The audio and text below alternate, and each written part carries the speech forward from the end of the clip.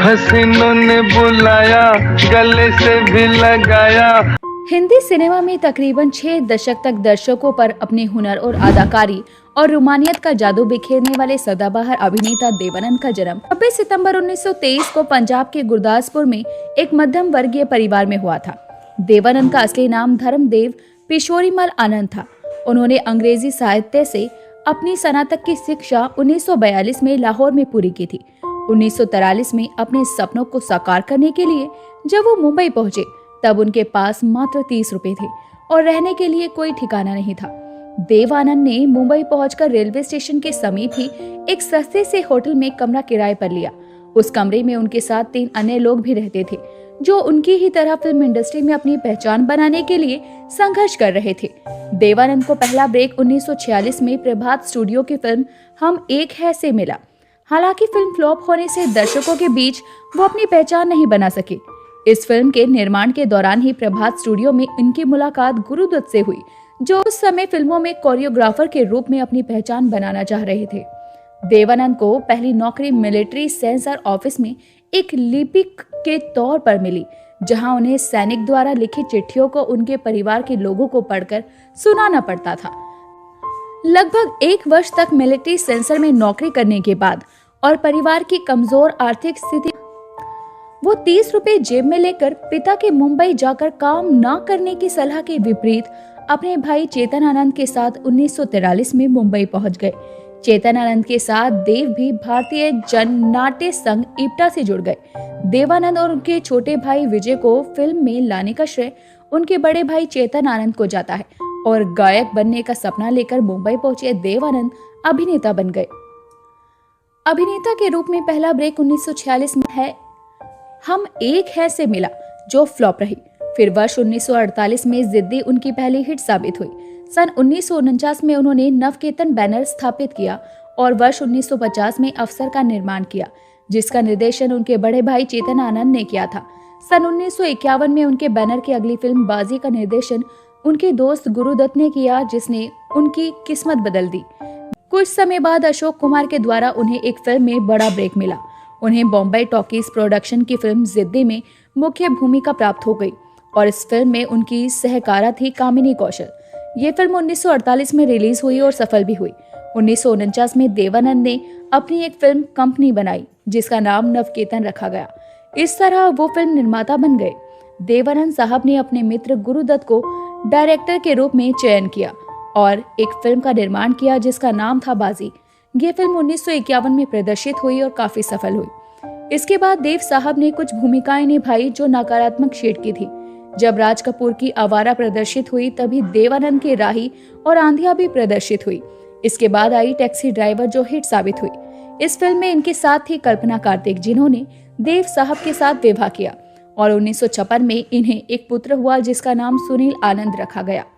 1948 के साल में जब देवानंद 25 वर्ष के थे, उनकी 2 और फिल्में प्रदर्शित हुई। फनी मजूमदार की हम भी इंसान हैं और गिरीश त्रिवेदी की विद्या। पहली फिल्म की नायिका रमोला थी, जो 1951 में निर्देशक विजय महात्रे की फिल्म स्टेज में उनकी नायिका बनी थी। इनमें विद्या फिल्म इसलिए महत्वपूर्ण है क्योंकि इस फिल्म में सुरैया पहली बार देवानंद की नायिका बनी और इसी के सेट पर दोनों के बीच प्यार हुआ। दोनों ने 1951 तक कुल 7 फिल्मों में काम किया और इस दौरान देवानंद सुरैया के प्यार की कहानियां नरगिस, राज कपूर और दिलीप कुमार मधुबाला के प्यार की तरह देश भर में फैल गई, जो आज तक फिल्मी पत्र पत्रिकाओं और स्तंभों में बार बार दोहराई जाती है। सुरैया तब एक स्थापित अभिनेत्री थी। सुरैया के साथ देवानंद की दूसरी फिल्म जीत 1949 में पर्दे पर आई। इसका निर्देशन बाद के जमाने की चर्चित अभिनेत्री विद्या सिन्हा के पिता मोहन सिन्हा ने किया था। इसी साल शायर, नमूना और उद्धार फिल्म का प्रदर्शन भी हुआ। शायर में देव के साथ सुरैया और कामिनी कौशल, नमूना में कामिनी कौशल और उद्धार में मुनव्वर सुल्ताना तथा निरुपाराय थी। सुरैया और देवानंद कुछ अड़चनों की वजह से शादी नहीं कर पाए, लेकिन उनकी मोहब्बत की चर्चे आज भी होते हैं। सुरैया के घर में नानी की इजाजत के बगैर कुछ नहीं होता था। हमारी प्रेम कहानी की वो विलन थी। इसकी सबसे बड़ी वजह थी कि सुरैया मुस्लिम थी और मैं हिंदू। सुरैया और देवानंद का रिश्ता इस वजह से टूट गया और फिर उनकी जिंदगी में एंट्री हुई कल्पना कार्तिक की। फिल्मों में साथ काम करने के दौरान देवानंद का दिल कल्पना कार्तिक के लिए धड़कने लगा। कल्पना फेमस एक्ट्रेस तो थी ही, साथ ही उस वक्त उन्होंने मिस शिमला का खिताब भी जीता था। साल 1954 में फिल्म टैक्सी ड्राइवर के सेट पर देवानंद ने कल्पना कार्तिक को देखा था। फिल्म के सेट पर ही दोनों के बीच में प्यार हुआ। फिर एक दिन दोनों ने लंच ब्रेक में शादी कर ली। अपने जीवन के आखिरी दिनों तक कल्पना कार्तिक देवानंद के साथ ही रही थी। कल्पना क्रिश्चियन थी, उन्होंने केवल 5 फिल्मों में काम किया था। कल्पना ने शिमला से पढ़ाई की थी और मिस शिमला ब्यूटी कॉन्टेस्ट का खिताब जीता था। कल्पना पर जब देव साहब के बड़े भाई चेतनानंद की नजर पड़ी तो उन्होंने उनके परिवार से बात की और कल्पना को मुंबई भेजने के लिए राजी कर लिया। ये समय था 1951 का, जब चेतनानंद फिल्म बाजी बना रहे थे। उन्होंने मोना सिंह यानी कल्पना को लीड एक्ट्रेस के तौर पर साइन कर लिया। इस फिल्म में कल्पना ने डॉक्टर का किरदार निभाया था। फिल्म बाजी के बाद कल्पना ने 4 और फिल्में की। इन फिल्मों के नाम थे आंधिया, हाउस नंबर 44, टैक्सी ड्राइवर और 9-2-11। इन फिल्मों में कल्पना के हीरो देवानंद ही थे। शादी के बाद कल्पना ने फिल्मों को अलविदा कह दिया और पूरी तरह से फैमिली की होकर रह गई। उनके 2 बच्चे हुए, सुनील आनंद और देवीना आनंद। सिनेमा जगत में सदाबहार माने जाने वाले देवानंद ने कभी राजनीति में कदम रखा था। मौका था देश में इमरजेंसी का।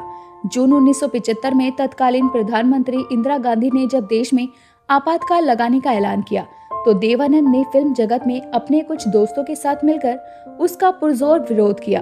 बाद में जब आपातकाल खत्म हुआ और देश में चुनाव की घोषणा हुई तो उन्होंने अपने प्रशंसकों के साथ जनता पार्टी चुनाव प्रचार में भी हिस्सा लिया। बाद में उन्होंने नेशनल पार्टी ऑफ इंडिया के नाम से एक राजनीतिक दल का स्थापना किया, जिस कुछ समय बाद उसे भंग कर दिया गया। एक जमाना वो था जब देवानंद की तूती बोलती थी, इसीलिए उनकी लोकप्रियता की ऊंचाई की कल्पना आज कोई अभिनेता नहीं कर सकता। अपने आकर्षण से किंवदंती बन चुके देवानंद ने दशकों तक दर्शकों के दिलों पर राज किया। अपने चाहने वालों को हमेशा खुश देखने की हसरत ही एक वजह थी जो देवानंद साहब को अपने आखिरी समय में देश से दूर ले गई। देवानंद नहीं चाहते थे कि भारत में उनके चाहने वाले उनका मरा मुंह देखे, इसलिए उन्होंने जिंदगी के आखिरी पल लंदन में बिताने का फैसला किया। हर दिल अजीज इस अजीम अदाकार का लंदन में दिल का दौरा पड़ने से 3 दिसंबर 2011 को 88 साल की उम्र में निधन हो गया, लेकिन उनका बॉलीवुड के इतिहास में स्वर्ण अक्षरों में नाम सदैव रहेगा। हालांकि देव साहब की प्रेम कहानी कुछ यूं थी, जिद्दी बनकर दुनिया पर छाए और इश्क की बाजी लगाकर मंजिल की तलाश में भटकते रहे। उन्होंने तेरे घर के सामने जाकर जब प्यार किसी से होता है कहने की कोशिश भी की, लेकिन जमाना असली नकली के चक्कर में इंसानियत ही भूल गया। आलम ये रहा कि उनके खिलाफ ऐसी चार्जशीट तैयार कर दी गई कि वो अपने प्यार को मंजिल तक पहुंचाने वाले गाइड नहीं बन सके। बात हो रही है हर फिक्र को धुएं में उड़ाने वाले देवानंद की, जिनकी मोहब्बत ने धर्म की दीवार के सामने घुटने टेक दिए थे। तो दोस्तों अभी के लिए बस इतना ही।